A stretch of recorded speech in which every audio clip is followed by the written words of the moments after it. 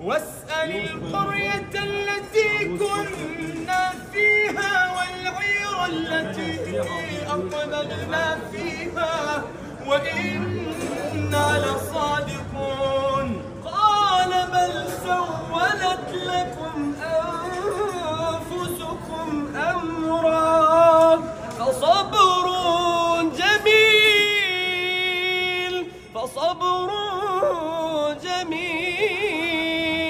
عسى الله أن يأتيني بهم جميعا إنه هو العليم الحكيم.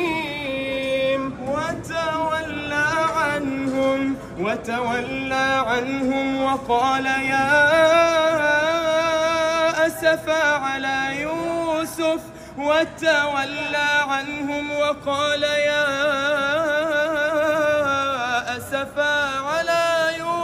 وابيضت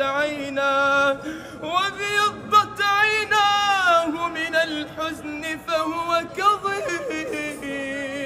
قالوا تالله تفتأ تذكر يوسف حتى تكون حرضا أو تكون من الهالكين.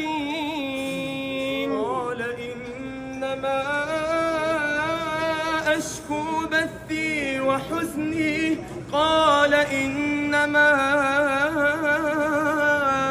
أشكو بثي وحزني إلى الله